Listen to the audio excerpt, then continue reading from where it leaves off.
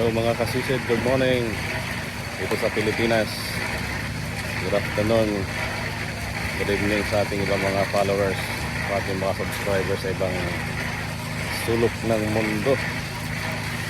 Dito na naman tayo ulit sa ating latest upload sa ating construction site dito sa Pangasinan. So samahan niyo ako at tingnan natin muli kung ano na yung development dito.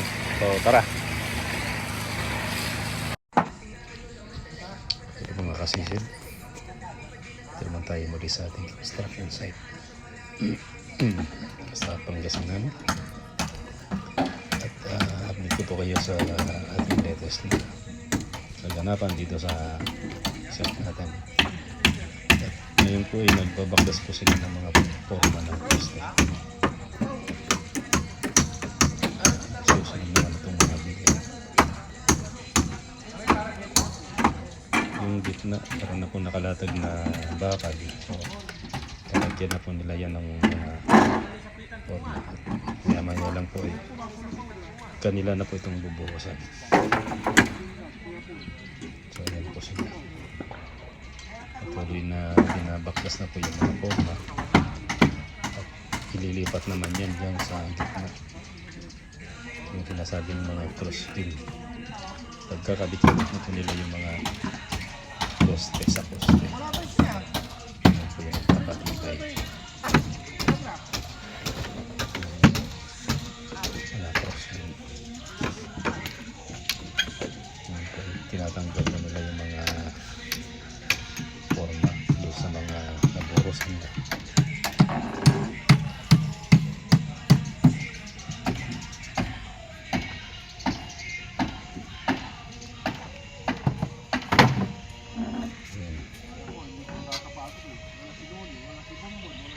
Tuloy po din yung binabaglas ng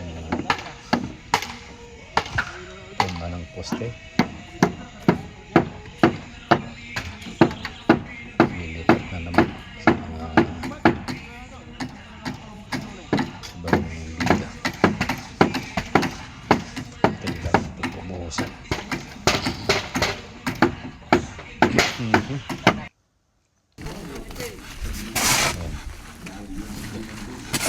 Handa na po yung halo. Yung halo ng semento at maya-maya pa nila naman.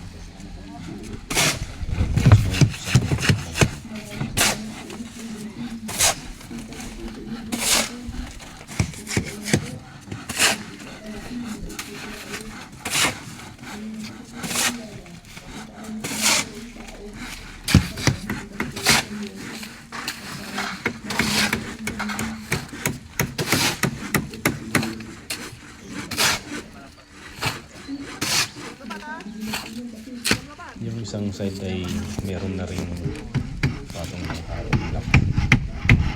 So both side po, yung sa kanan sa kaliwa. Katapos niyan yung likod naman kasi nabuhusan na yung biga. Patungan na rin naman yan, ilanyan naman ng halo blocks.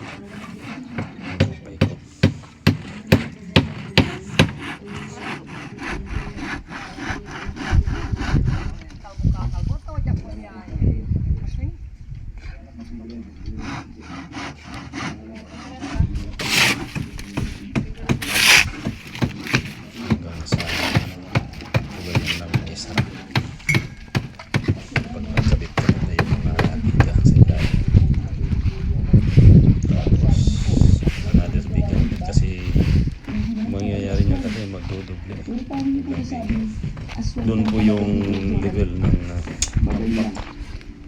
paraan ng silip naman tayo dito sa may aswang lamang ang gagawa ng isang tao. At ito po ay Napakadami niyang kagat at ibang kalbot sa grupo iba't rin ibang ito. parte ng katawan niya.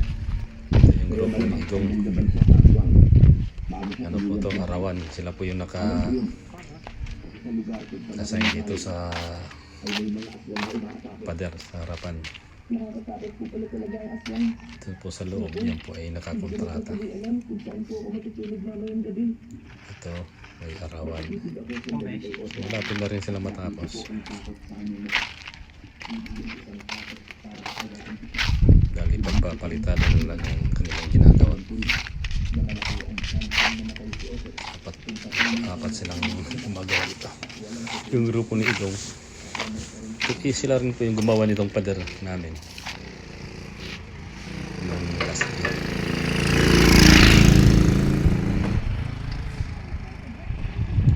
Malaki-laki rin ito. Lote. Ayan po. Yung ginagawa niyang yan po ang temporary lang na gate. Kasi sa banda dito, ito po yung so kailangan dahil truck pangit sa Seryoso po ba kayo sa sinabi mo? Bakit parang ayaw mo maniwala? Kasi ba ang sinabi ko? Ay, hindi po. Hindi lang po talaga ako makapaniwala. Kung kagaya nitong tao dito na tutulong po sa akin. Kahit hindi niyo naman po alala talaga. Bata ka pa kasi. At ayoko may mangyayaring masama sa'yo. Ayoko nang malikot ang kamay. Kapag may ninakaw ka rito, palalayasin ka agad kita. Ayoko rin na maraming tanong. Ayoko nang makikilang sa buhay ko. At pansamantala lamang to. rin po yung kanilang Sa daling wala na ang aswang dito, ay pagbubukas. aalis ka na sa bahay ko. Siguro mga Ay kakaintindihan ba tayo? Opo, pagtambak. naiintindihan ko po. Ito lang Maraming tayo dito salamat sa po talaga, Magdalpin.